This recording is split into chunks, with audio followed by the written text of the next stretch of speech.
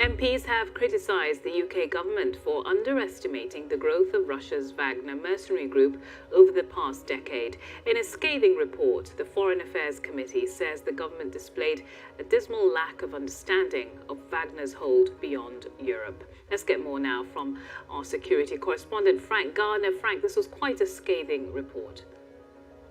Remarkably complacent, a dismal lack of understanding, lacking any coherent strategy. These are phrases that crop up in this report. It's pretty excoriating. It's saying that essentially the government's been asleep at the wheel when it comes to the Wagner group, particularly its activities in Africa, where it has effectively pushed out not only Western forces, but Western influence in a number of mostly post-French colonial countries.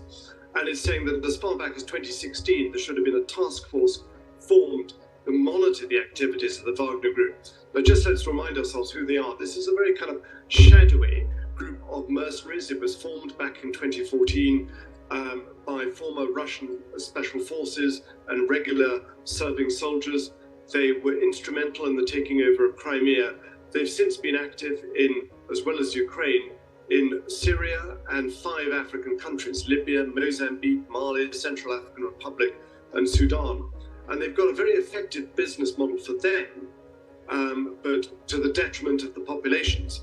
They're essentially teaming up. They operate almost like a kind of mafia network, teaming up with governments that cooperate with them. And in exchange for providing pretty brutal, oppressive security services to those governments, they get mineral rights, gold, diamonds, etc., which are effectively plundering those countries. And this report is saying UK should have done a lot more. It should have been providing alternatives to those countries so that they don't have to go seeking help from the Wagner group. Is it fair to say, though, that the UK is possibly not the only country that estimated Wagner? Some might say with recent events, even Russia underestimated what the Wagner group is capable of, considering the mutiny that happened there. Yes, I think the Kremlin has created a monster here, which it's having trouble trying to work out how it can control. That's exactly right. For a long time, the Kremlin denied any kind of connection with the Wagner group. Yevgeny Prigozhin, its leader, even sued fellow journalists of mine for accusing him of being its leader.